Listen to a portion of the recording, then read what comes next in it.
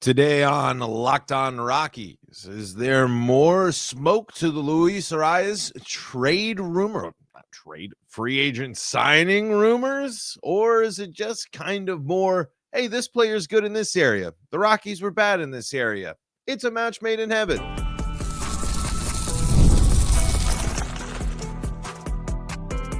You are Locked On Rockies, your daily Colorado Rockies podcast. Part of the Locked On Podcast Network, your team every day. Rock on Rockies fans, welcome into the Locked On Rockies podcast for today, the first day of December in the year 2025. Yes, can you believe that, folks? December 2025 here on the Locked On Rockies podcast. Thank you so much for making us your first listen of the day. We're free and streaming on your favorite streaming services and on the Locked On Rockies YouTube channel, where you can be part of the show. You can fire off your Rockies hot takes. You can let me know what's on your mind when it comes to the Colorado Rockies right here on the Locked On Rockies YouTube channel or in the comments on your favorite streaming services, because we are available wherever you take your podcast on Locked On Rockies. Thank you again so much for making it your first listen to the day. Thank you so much for making us the number one podcast sports network out there. Really appreciate all of your support. We're going to talk about a little bit, maybe is there more maybe connections here for the Rockies and Luis Arráez, or is this just all conjecture and rumor? And I have a question for the Rockies fans out there. What do you need to see? Is it only going to be on the field wins and losses? Does it have to be on the field results only, which I don't blame you for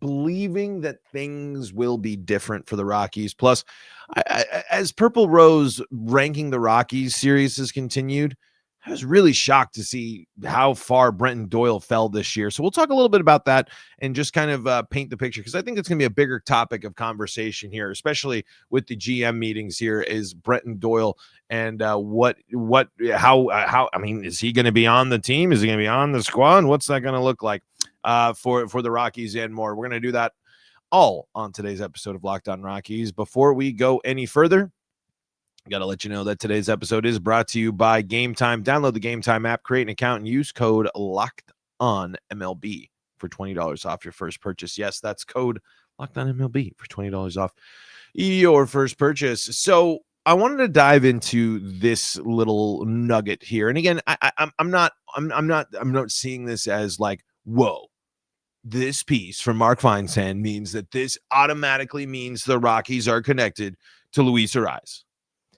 But it seems pretty interesting that the Rockies, another piece here, another thing with the Rockies, connecting the Rockies to Arráez and highlighting, oh, it's a fit. It's a perfect fit. First base is open. The Rockies have a strikeout problem.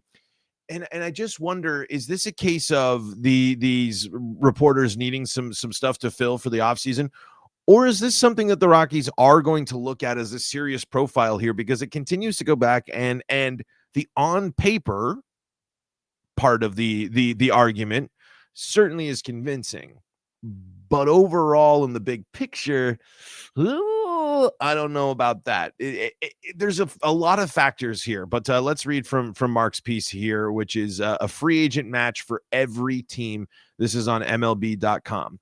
Arráez had the lowest batting average, 292, and OPS 719, and OPS plus 99 of his career in 2025. But he still led the NL with 181 hits and had a 3.5% strikeout rate, the lowest any hitter has had since Tony Gwynn in 1995.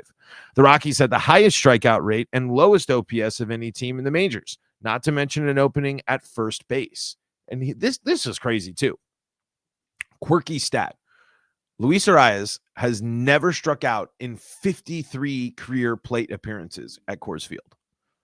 Now, is that a compliment on Luis, or is that a shot or an insult to the Rockies pitching staff? You tell me.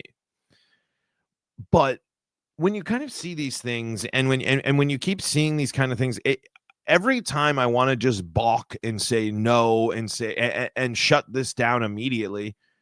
You're kind of like, if it works, if it were to work, it would be a pretty good fit for the Rockies. A guy that can hit and a guy that doesn't strike out. But the problem is the OPS still needs to be a little bit more. I mean, and maybe the benefit of the doubt of a guy that's really good at putting the ball in play, not striking out. That plays better at Coors Field, maybe. But I do wonder if this is a classic type of guy that the Rockies would target in free agency. And I don't know if it's the fairest comparison, but or just remember how much Bill Schmidt tried to tell us that Tyro Estrada is the fix. He is healthy. If he's on there, he can contribute. He's going to do this. I see Luis Arráez as a guy that can come and basically do exactly what he did last year. And I don't, again, it's not necessarily a bad thing, but it's not necessarily one that's going to make you like over the moon here. Because again, when you're talking about 181 hits, 292 driving in 61 RBIs, 11 stolen bases, 327 OPS, a 392 slugging, a 719 OPS, and the OPS plus a 99. Nothing out here is necessarily knocking your socks off.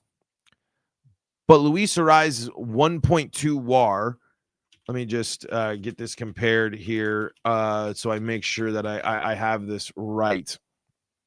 1.2 WAR from Luis Arraez would put him as the 5th best Rocky this year, tied with Ryan McMahon.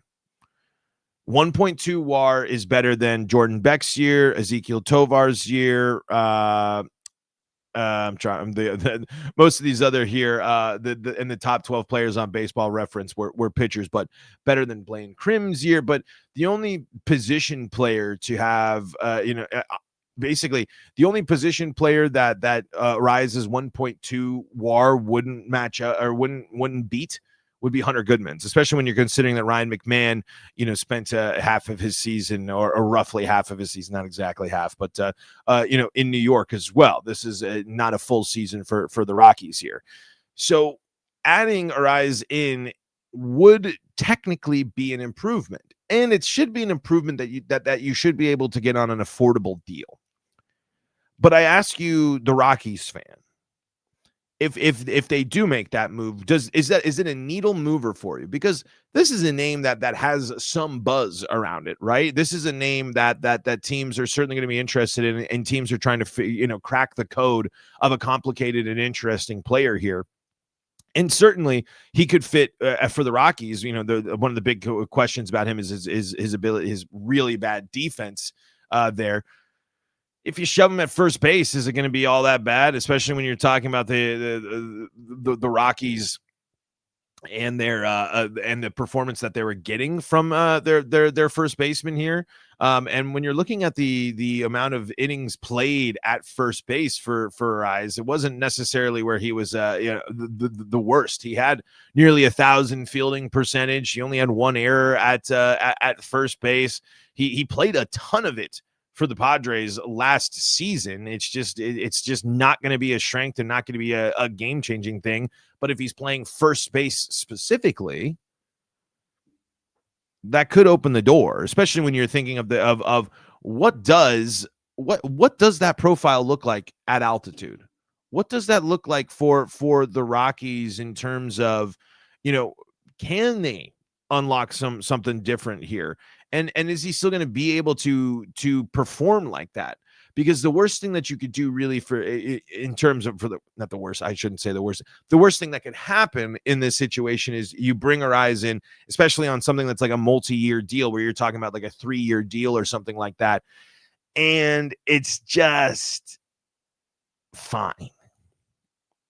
And I guess that's not the worst case scenario. I shouldn't say that. The strikeout rate goes up. The power continues to plummet. He just hits singles. He doesn't walk a ton. How many times did he walk last year? Let me get that number here real quick.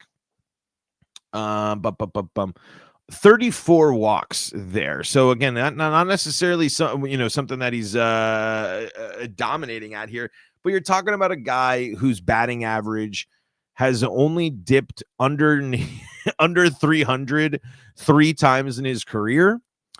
You're talking about a guy that ideally could be a cheap option for you to fill at first base. It's not going to bring you power at that position, but it's going to bring you contact hitting. I'm not going to lie. The more I've heard and talked about this, because obviously if you've been following throughout the offseason, not the first time that this has been brought up, not the first time that he's been connected with the Rockies, I've kind of talked myself into being okay with this move. But I also feel pretty confident in saying that, like, once June or July rolls around, you kind of just throw your hands up and say, okay, it's whatever he's going to do. This is what it is. But it's amazing, again, for all the criticism that Arráez got throughout the season last year, his performance overall would have been a top 5 Rockies performance and would have been a top 2 Rockies positional player performance if he did the same exact thing he did in 2025. If he did the same exact thing he did in 2025 in a Rockies uniform, he would be the second most valuable by Rockies baseball reference position player-wise, tied with Ryan McMahon at 1.2. And that's saying something as well. That is a real big dagger and a real big gut punch moment there for a guy that everyone's kind of like, he's not really done. He's not really blowing the doors off things. He's kind of a one-trick pony. It's this, it's that. There's these issues. There's these concerns. There's these hiccups. There's so many. There's a catch with him. But then when you compare that to what the Rockies just put out there, it would have performed better or at the same level as one of the other Rockies' top contenders. I mean, the Rockies had only 2 players finish above 2 WAR last year. 2. Jimmy Herget and Hunter Goodman. Victor Vodnik at 1.8. Kyle Freeland 1.4. Ryan McMahon at 1.2. Everybody else, sub 1. And that's a huge problem.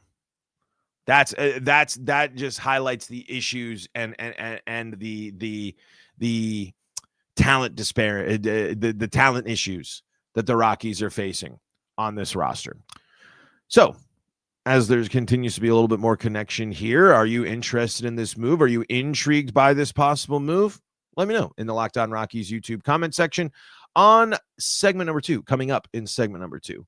We are going to talk about building what's going to start making you feel like something is different with the Colorado Rockies, like the moves that they're making, the approach that they're doing. Is it going to be something this offseason, or do you got to wait until the players hit the field to make that decision?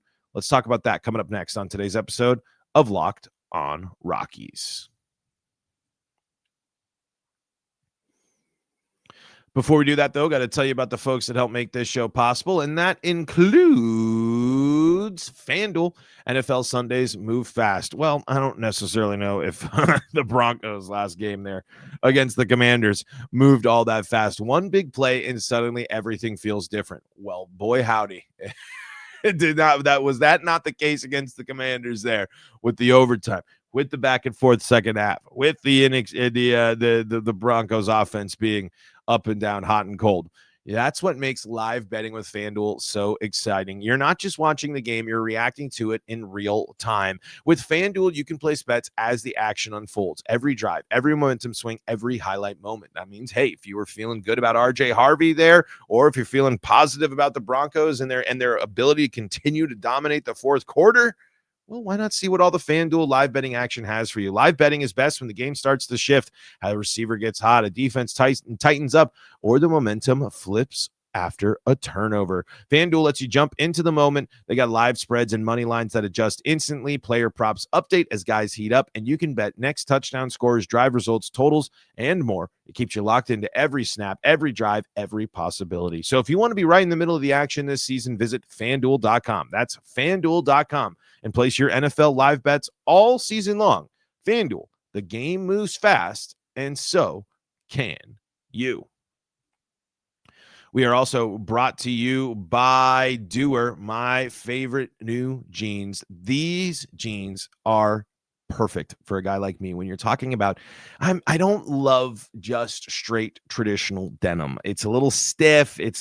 I'm a guy that needs a little flexibility in their clothes. I've always been a kind of a sweatpants and athleisure type of guy, and that's why Doer is so great. Doer combines classic jeans wear style with the kind of comfort and performance you get from athletic wear, the best of both worlds. Designed to look great and stay comfortable all day, no matter what you're doing. Perfect for any time of the year in Colorado. You're going to sports, you're going to the school, you're going to the farmer's market, you're doing all that. And guess what? It's going to be sunny and beautiful there in the afternoon, but starting your day, you got 2 inches of snow you got to deal with. Well, guess what? Doer's got you covered because they got the Cool Max technology that regulates your body temperature and wicks moisture, keeping you cool and comfortable as the temperatures change. And they have 5 times the stretch of traditional denim, as well as their antibacterial, meaning your jeans stay fresh longer and you can wear more and wash less. Doer are pioneers of blending technical innovation with everyday clothing. They invented original performance denim. Simply put, Doer makes the world's most comfortable pants without having to sacrifice style.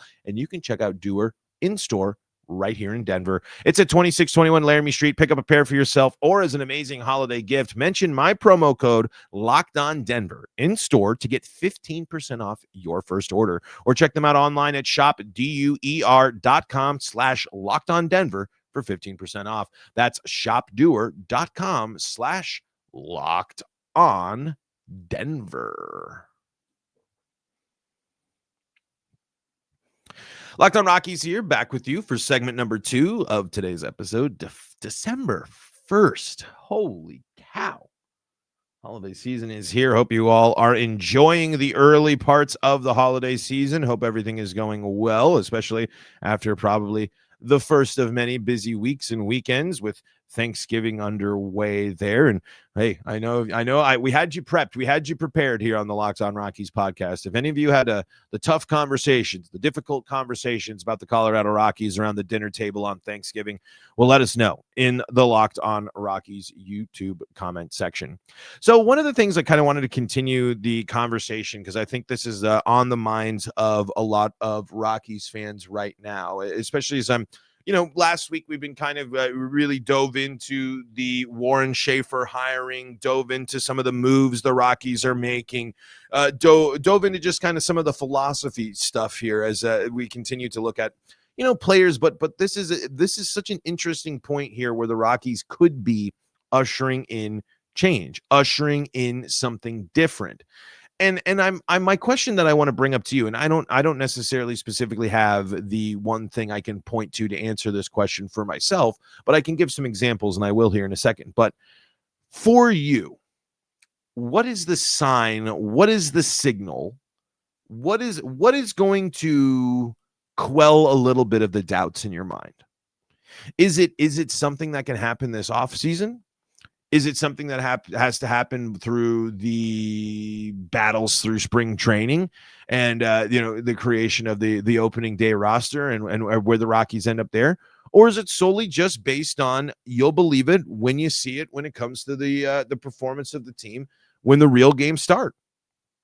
And I think when you if you fall into any one of those buckets or a part of those buckets or relate to any of that, I don't think that there's really a wrong answer there, because as much as we can sit here and point to some things and say, hey, these are signs that they're changing. These are signs that, D. Podesta has been bringing in something different, or Walker Monfort's actually bringing something different to the front office. That can be, that can look all fine and dandy in headlines and in media coverage and building up the hype and surrounding situations here. But if that doesn't pan out to creating a spring in which players are inspired and feel like they have a shot at shaking things up in across this roster here, where there are multiple opportunities for players to make those those impressions, because you can get, okay, hey, the Rockies took a shot on this. Hey, the Rockies signed Luis Arráez. Here's the spring. Here's what he can bring. Here's what he's doing. If he can do this, maybe that's the sign. And again, if you fall into either one of those categories, that's awesome. But I think for me, it does have to be the Rockies have to start the first 2 months of the season somewhat competitively. Doesn't have to be, they don't have to be, I'm not saying they have to be a surprise team that's leading baseball or anything like that. But the Rockies need to show that they can be competitive and not be so laughably behind and so far behind by the end of May. That will be the sign that, okay, this team has got something going for it a little bit differently. Because we don't need to wait for a second half of or as the weather increased temperature, blah, blah, blah, blah, all these things to look for. If this team can jump out the gate and actually go out and compete, again, I'm just saying compete here, then that's a step in the right direction. If this is a team that can go out and make some noise, then it's a sign that things are progressing. Because, folks, if you thought last year's schedule was a brutal one, listen to how it starts this year. You got a 3-game set against Miami, and you can't sleep on Miami as an interesting team. We'll see. Every year is different for Miami, right? But then after that, here is the next slate of games for the Rockies. Let's just go through May here. Because this truly will show if this Rockies team has a little bit more of their legs underneath them. Because on paper, this team could be in the exact same situation, if not worse, when we're talking about the first 50-ish games here. So they start against Miami. Then it's at Toronto. The opening homestand is Philly and Houston. Then you go to San Diego and Houston. Then your second homestand of the season is the Dodgers and the Padres. And then you finish out New York, April with a road trip to New York and Cincinnati. You then, in May, play Atlanta, New York, Philly, Pittsburgh, Arizona, Texas, Arizona, Dodgers, San Francisco. We are talking about multiple playoff teams. We're talking about multiple teams in this stretch that have high hopes. We're talking about multiple teams in this stretch in the division here. I don't care what we've talked about throughout this offseason. I don't care what we've said in this speculation period of this offseason and early December Rockies podcasts. If you go out and you fall flat on your face and get blown out and embarrassed and you can't hang with these teams, considering that you're starting your year with multiple Padres and a series against the Dodgers to open things up in the first 2 months. Actually, 2 series against the Dodgers to open up the season here, or open up the first 2 months of the season. 2 series against the Diamondbacks, and 2 series against the Padres. The pressure is immediately on the Rockies here. And when you scroll through this schedule, and it's something that we'll dive deeper into here, it doesn't let up at all for the Rockies to have a shot until maybe the second half of the season. It depends on where they're at, but there isn't a long stretch of time where the Rockies are playing against teams that don't at least have aspirations. Very few series the Rockies play this year will be against poor or non-playoff caliber teams. So how do you own up to that? How do you prepare? They have to be prepared to run that, because the roster is probably going to look very similar, and it looks like it can be very similar results. So that's my question. What to you is going to make things feel different? Is it off-season stuff? Is it front office stuff? Is it spring training stuff? Or are you kind of like me, where you're sitting there and saying, hey, all this speculation, all this stuff in the offseason, good talking points, good things to consider, but at the end of the day, they got to go out and they got to perform on the field and get the job done. Folks, got to tell you about the folks that help make this show possible, and that includes Gametime. The World Cup is coming back to North America for the first time since 1994. And with 48 teams for the first time ever, it's going to be massive. But let's be honest, getting tickets is usually the hardest part. That's why the Gametime app is clutch, finally giving fans a real advantage when it comes to snagging seats. With Gametime, you can track price drops in real time, get alerts when great seats open, and buy tickets the moment they hit the app. It puts the power back in your hands. It makes going to the World Cup realistic instead of the impossible. You pull up the app and the layout makes it super simple to scroll through matchups and compare seat views, pick a game, tap a section, and have your tickets loaded within minutes. I've done it for multiple events across multiple sports, across multiple events. They got you covered. The prices include the fees up front. One of my favorite things, you know exactly what you're getting when you pay for it, and you get that paired with your seat view. Fees up front, image of your seat. You know what you're buying when you buy it. Take the guesswork out of buying World Cup tickets in every match, concert, or event with Gametime. Download the Gametime app, create an account, and use code LOCKEDONMLB for $20 off your first purchase. Terms do apply. Again, download the app, make an account, and use code LOCKEDONMLB for $20 off. Swipe, tap, ticket, go. Gametime. Locked On Rockies here, winding things down on today's episode of Locked On Rockies. We are free and streaming on your favorite streaming services and on the Locked On Rockies YouTube channel, where Rob says the Rockies are so far looking like they are ready to follow the status quo and have another 100-plus loss season. Maybe this season they can finally take the record away from the White Sox. And Jim says they may very well get another 100 or more lost seasons in 2026, but 14 or 15 more wins versus their 2025 record will be a step in the right direction. We will see what happens. And yeah, that's kind of where we're at. And maybe I'm going to hold on to this Brenton Doyle conversation because we don't have a lot of time to dive into it. I'm going to save that for another podcast this week. As again, I don't think it can be emphasized enough of how much a bounce back rebound season for certain members of the Rockies is just really going to be a key part to how this team figures things out and gets back to the where they need to be. And he certainly is a headlining moment there. And of course there's there's a lot of factors that go into that. But I think just kind of seeing this schedule and kind of just seeing and just having the realization here for the Rockies is of it ain't getting any easier. There aren't a lot of changes coming to where the Rockies are at. The schedule is just as, if not more difficult than last season. The roster is already seeing some changes to it. And we've already seen some guys come and go and the Rockies issues be put on full display. But there is the possibility for things to turn around, for the Rockies to be a better defensive team, for the Rockies to get some better performances from their pitching staff and things like that, for them to be in a better spot.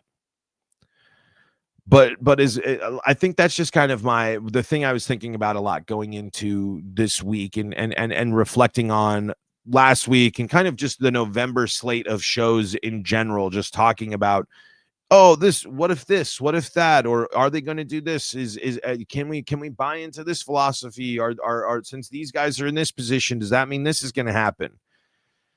At the end of the day, it's just going to. I think the biggest drive or the biggest convincing factor for the Rockies is just going to be more competitive baseball and for them to feel like they're in a more competitive spot, in a situation here where they're actually in these games. Maybe a team that isn't so good, but they're fighting and got, going down to the last out, going through the innings, keeping games close, dropping those close games. As much as it would stink to lose, be better than trailing immediately in the beginning of games. The Rockies have to figure out a way to break the losing mentality and the losing culture that they have within their organization. And it's going to take a lot of change to do that.